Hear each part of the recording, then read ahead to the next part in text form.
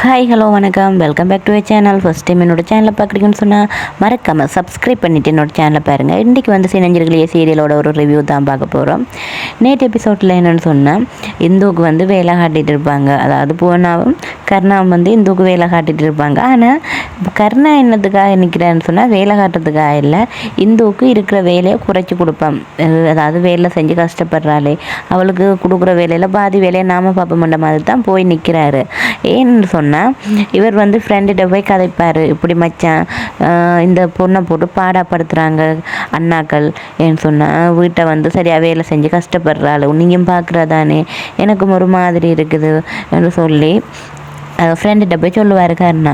அப்போ ஃப்ரெண்ட் என்ன சொல்லுவார், அட அந்த பிள்ளையா உன்னை கல்யாணம் செய்யாண்டு வந்துச்சு, அடி அந்த பிள்ளை உன்னை லவ் பண்ணிச்சுதா, உன்னை விரும்பிச்சுதா, இல்லை தானே, நீயா போன, நீயா கூட்டு கடத்திட்டு போன, நீ இந்த அவங்களோட அண்ணா சொல்லிட்டாங்கண்டி போட்டு தாலியை கட்டினேன், அது உன்னை விருப்பப்பட்ட கல்யாணம் செஞ்சிச்சு இல்லையா, இல்லாட்டிக்கு நீ தான் விருப்பப்பட்ட கல்யாணம் செஞ்சியா இல்லையே, என்னதான் இருந்தாலும் நீ தான் கல்யாணம் செஞ்சனே, அந்த பிள்ளை உன்னை தேடி வரையில, அப்போ நீ என்ன செய்யணும், ஏதோ ஒரு வகையில் அந்த பிள்ளைக்கு நீ சப்போர்ட் பண்ணத்தான் வேணும், எப்படி இருந்தாலும் அந்த பிள்ளை பாவம் தானேடா அப்படின்னு சொல்லுவாங்க.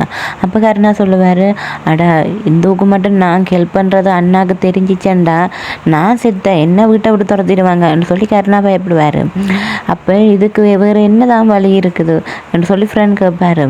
அப்போ கருணா சொல்லுவார், பாவமாக தான் இருக்குது, அவ்வளோ பார்க்க கஷ்டப்படுறாள், ஏதாவது ஒரு வழியில் அவளுக்கு உதவி செய்யணும், ஆனால் உதவி செஞ்சால் நான் மாட்டிப்பேனே, என்ன செய்ய என்று சொல்லி ஃப்ரெண்டை கேட்பார். அப்போ ஃப்ரெண்ட் சொல்லுவார், நீ உதவி செய், ஆனால் மாட்டிக்காமல் உதவி செய், எப்படின்னு சொன்ன வேலை செய்ய நீ ஹெல்ப் பண்ணுற மாதிரி, அதாவது என்ன சொல்கிற, நீயும் வேலை காட்டுற மாதிரி சேர்ந்து, ஆனால் வேலை காட்ட நீ வேலை காட்டு, அதாவது வேலையை கொடு, ஆனால் என்ன சொல்கிறது, அந்த வேலையில் பாதி வேலையை நீ செஞ்சு முடிச்சுட்டு, அப்படின்னு சொன்னால் மாட்டிக்க மாட்டாதானே, நீ வந்து வேலை கற்றுக் கொடுக்குற மாதிரி நடி அப்படின்னு சொல்லி ஃப்ரெண்ட் வந்து ஐடியா கொடுப்பார். டே மச்சான் இது சூப்பர் இல்லை, சரி அந்த சண்டை கோழிக்கு நான் ஹெல்ப் பண்ண தானே வேணும், நீ சொல்லிட்டா வேறு, அப்போ நான் எனக்கு ஹெல்ப் பண்ணுவேன் போட்டு ஹெல்ப் பண்ண போவார்.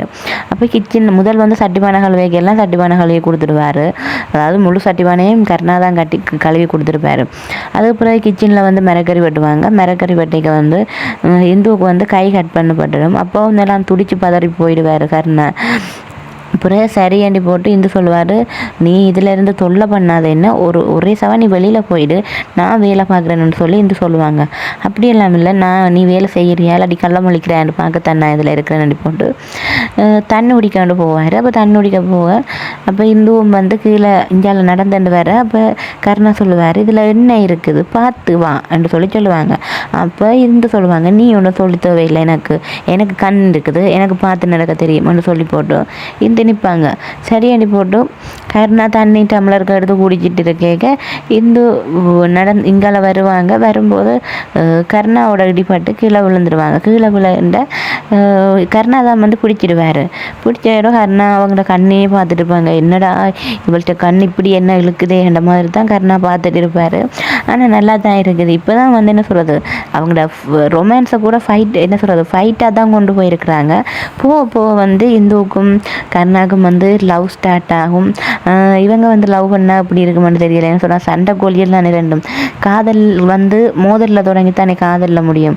அதுபோல் இந்த சண்டை கோழியிலும் வந்து எனக்கு காதல் லவ் இப்பொழுதைக்கு இல்லை, கொஞ்சம் எபிசோட் போக லவ் சீன்ஸ் எல்லாம் வருந்தான்.